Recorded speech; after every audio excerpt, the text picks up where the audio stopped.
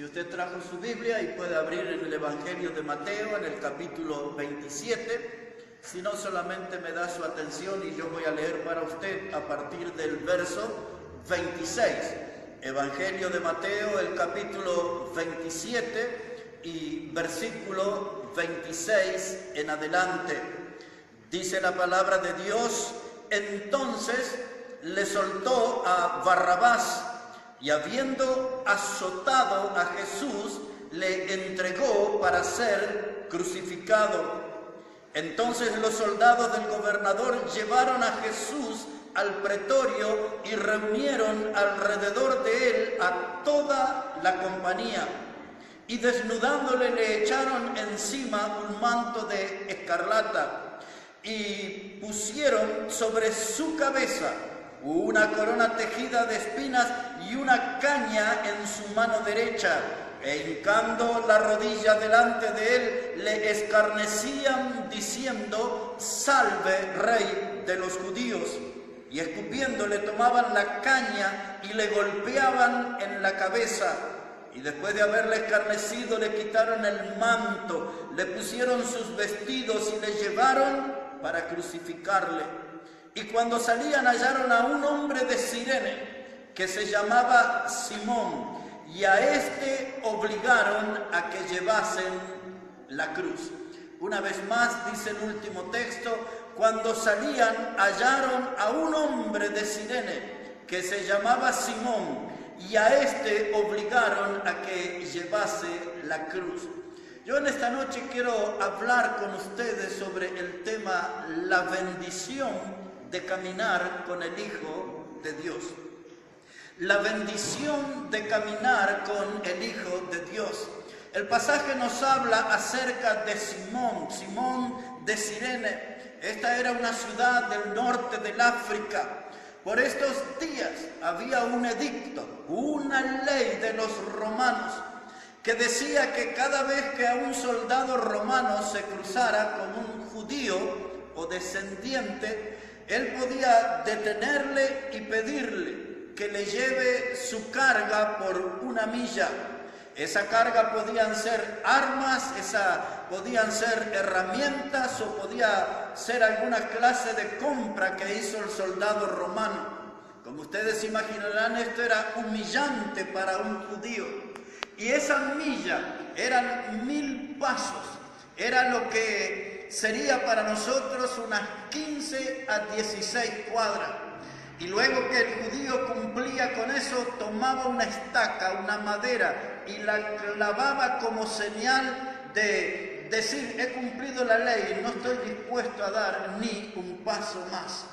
La Biblia enseña que Simón de Cirene venía del campo, hicieron uso de esa ley, y la carga que él tenía que llevar era la cruz de Cristo. Simón no podía identificar quién eran esos 3 hombres que cargaban una cruz. Él vio que esos hombres estaban lastimados. Uno estaba más seriamente y profundamente lastimado. Allí él de pronto toman la cruz del hombre más lastimado y la ponen sobre sus hombros. Y él mira a ese hombre que llevaba la cruz, le mira a los ojos, una mirada profunda, una mirada inolvidable que por el resto de su vida Simón no la iba a poder olvidar. De pronto la sangre de ese hombre toca su vestido, toca su piel, y él comienza a caminar por ese camino que se llamaba la Vía Dolorosa. Simón no sabía que el hombre que caminaba a su lado era el Hijo de Dios. El compañero de ruta, el compañero de milla, era el Hijo de Dios que iba a la cruz a morir por él y por nosotros. Ahora yo quiero llamarle la atención aquí por un momento en el verso 26 que hemos leído, donde la palabra de Dios dice: y entonces le soltó a Barrabás, y habiendo azotado a Jesús, le entregó para ser crucificado. Quiero que pongamos nuestra lupa sobre la palabra azotado a Jesús. El azote era algo que los romanos acostumbraban a hacer para dejar a una persona al borde de la muerte. Los azotes se podían hacer con varas. La ley hablaba de 40 golpes menos uno. Y cuando no usaban las varas, entonces utilizaban un látigo que era conocido con el nombre de el flagrum. Realmente el flagrum también por aquellos días era conocido como las 7 colas del gato o las 7 colas del diablo. Ese flagrum en sus puntas podía tener hueso, podía tener metal o podía tener cristal. Y quienes utilizaban ese látigo, ese flagrum, eran los líctores. Los líctores eran empleados del Imperio Romano, eran personas expertas en destrozar cuerpos.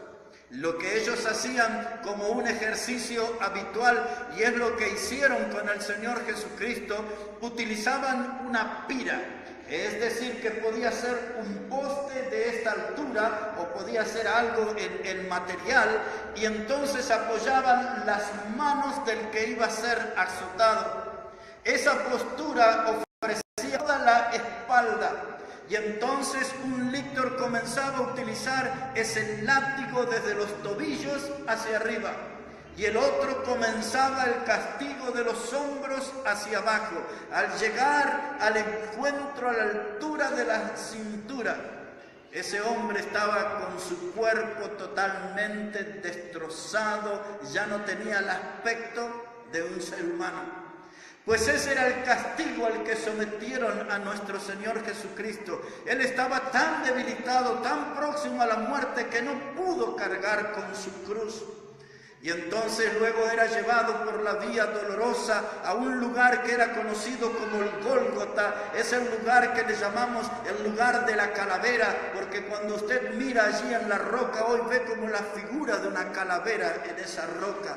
Es el lugar que le llamamos el Monte Calvario. Allí es donde llevaron al Hijo de Dios para ser crucificado.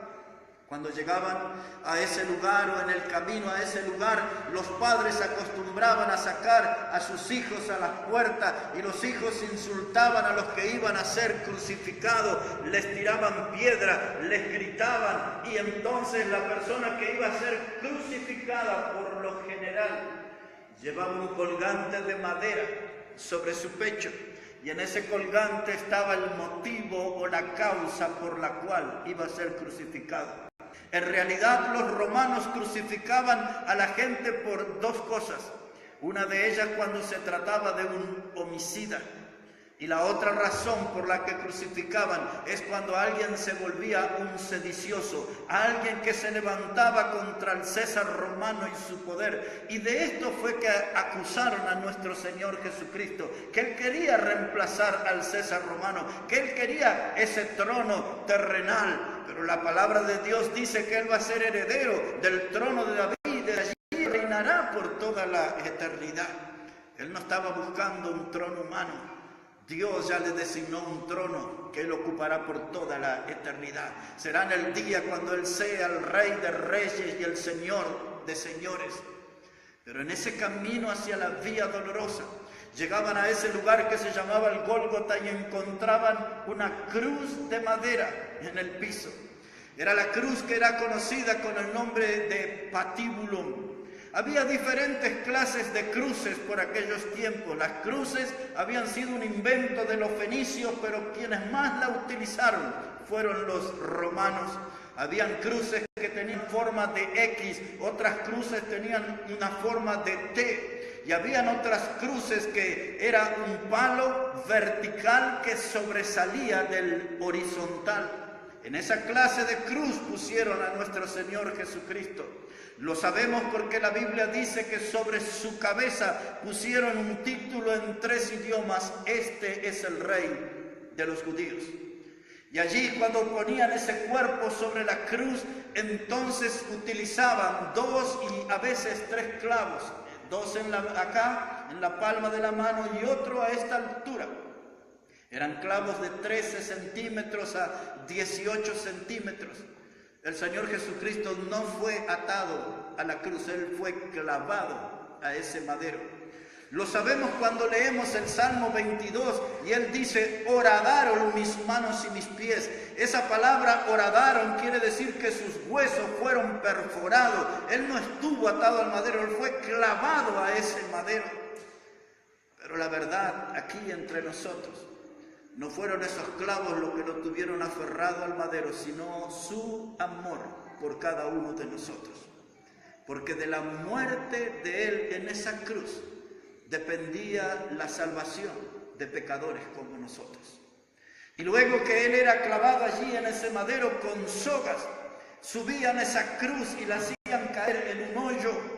Y luego cuando esa cruz caía, ese sacudón que producía, eso abría las manos y abría aquí partes de su brazo, produciendo un dolor inmenso. Una persona en la cruz podía durar pocas horas, podía durar 3 hasta 5 días. Una persona en la cruz podía morir por deshidratación. Una persona en la cruz podía morir por tétano, por la infección que producían los clavos. Las personas en la cruz generalmente morían por causa de un paro cardíaco o un paro respiratorio, y sobre esto mucha gente discute. Algunos dicen ahí, tienen argumentos y elementos para decir fue un paro cardíaco, fue un paro respiratorio. A mí eso no me importa, yo lo único que sé que en esa cruz Él murió por mí. En esa cruz Él murió por mí, murió como el sustituto, murió ocupando mi lugar. Mis pecados me hacían merecedores de ocupar ese lugar en la cruz, pero su amor fue tan grande, tan inmenso, tan sublime, que Él fue a esa cruz y murió por mí. Hace 2000 años atrás el Señor comprendió que iba a haber un pecador como este, que iba a necesitar de un gran Salvador como Él. Él fue allí a esa cruz. Y luego que estaba puesto en la cruz, una persona podía morir siendo devorado por las fieras salvajes que venían por la noche, podía morir por las aves de rapiña, otros también podían morir por las heridas que tenía en su cuerpo y venían todas clases de insectos y se introducían allí.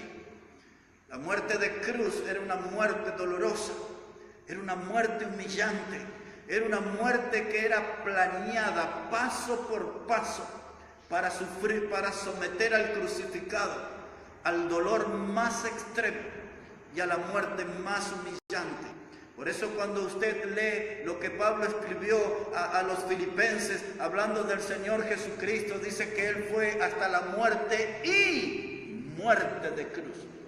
La muerte más dolorosa, la muerte más cruel, fue la que Él tuvo dispuesto a padecer por amor a nosotros. Allí en esa cruz a veces los romanos hacían un fuego al pie de la cruz para que ese pudiera elevar humo y que el humo dificultara la respiración del crucificado. Muchas veces venían allí frente a esa cruz con un hierro, con un metal. Y cuando querían acelerar la muerte del crucificado, le quebraban los huesos de la pierna para que entonces no pudiera él ponerse así en alto y poder respirar. Cuando las piernas eran quebradas, se aceleraba y rápidamente moría el crucificado. Eso hicieron con los otros dos crucificados, pero la Biblia dice que cuando vinieron a Jesús no pudieron hacerlo, y entonces de la bronca que tuvo el soldado romano, dice que él tomó una lanza y clavó en el cuerpo del Señor, y allí de su cuerpo salió sangre y agua. Es la señal que Él se entregó enteramente por nosotros, sin reserva, hasta la última gota de sangre. Y en eso quiero detenerme en este último minuto. Esa sangre que Él derramó en la cruz es la sangre que las páginas de la Biblia le llaman la sangre preciosa de Jesucristo. Es la sangre que el apóstol Juan escribe en su primera carta diciendo: y la sangre de Cristo nos limpia de todo pecado. Necesitamos nosotros que esa sangre se aplique a nuestra vida. Muchas veces como predicador digo, si tan solo una gota de esa sangre de Cristo tocara mi vida, todo mi pecado sería limpio. Esa sangre no solo tiene poder para limpiar mi pecado. En esta noche de sábado 18 de marzo del año 2217, esa sangre de Cristo tiene poder para abrir las puertas del cielo por toda la eternidad. Tiene el poder para salvarlo. Y si usted está aquí en esta noche compartiendo con nosotros, ahora comienza a entender por qué Dios le trajo a esta reunión. Para que su alma tenga ese regocijo de la buena música, pero para que también usted pueda tener una seguridad plena de que puede ser salvo eternamente por Cristo Jesús. La Biblia dice estas palabras en el pasaje que nosotros calificamos como el corazón de la Biblia. Es el pasaje de Juan capítulo 3 y el verso 16, donde la Biblia termina diciendo en ese texto: todo aquel que en él cree no se pierde, mas tiene vida eterna. Y cuando hablamos de vida eterna, hablamos de una vida por siempre. Hablamos de una vida que nunca acaba, que no termina, que no tiene fin. Y esta es la clase de vida que Dios quiere darle a todos los que creen en Cristo. Hay un pasaje en la Escritura que es Romanos capítulo 6 y el verso 23 que nos dice: porque la paga del pecado es muerte. Esa parte del texto nos habla de nuestra responsabilidad, porque ya desde los días del Antiguo Testamento la Escritura enseñaba que el alma que pecare, esa morirá. Cada uno es responsable de su pecado, cada uno tendrá que rendir cuenta por su pecado. Dice Romanos 6, verso 23, porque la paga del pecado es muerte, pero gracias a Dios que ese texto no termina allí, sigue diciendo: mas la dádiva de Dios es vida eterna en Cristo Jesús, Señor nuestro. Esa palabra dádiva que podemos traducir como la palabra don, como la palabra regalo. Oh, el regalo de Dios es vida eterna, esa vida que no termina, que no acaba, que no tiene fin. Quizás la vida que usted necesita recibir en esta noche. Cristo murió en esa cruz hace 2000 años. Esa sangre no se evaporó, esa sangre no se secó en esa tierra. Esa sangre tiene una acción continua. Y en esta noche, si usted no le conoce, esa sangre quiere tocar su vida, quiere limpiar todo su pecado y quiere darle vida y vida eterna. Y nosotros queremos ayudarles a que usted tenga ese encuentro con Cristo. No hay una religión, no hay una denominación, no hay clases de iglesias que le puedan llevar al cielo, pero Jesucristo, el Hijo de Dios, puede llevarle al cielo. La palabra de Dios dice que Él es el camino, la verdad y la vida, y nadie puede ir al Padre si no es por Cristo. Cristo es el camino. Si usted no le conoce, es porque quizás Dios planeó en esta noche especial encontrarse con usted en este lugar y perdonar su pecado y darle una salvación que es eterna, una salvación que solo la puede encontrar en Cristo Jesús. Hoy es un tiempo para meditar y hoy es un tiempo para tomar una decisión. Y quizás usted, como Simón de Cirene, en esta noche pueda experimentar el gran privilegio de caminar junto al Hijo de Dios. No por una parte del camino, sino comenzar en esta noche a caminar con Cristo, el Hijo de Dios, por toda una eternidad. Y nosotros queremos ayudar a que usted se encuentre con Cristo. Queremos ser bendición para su vida y que empiece a caminar y disfrutar del gran privilegio de caminar junto al Hijo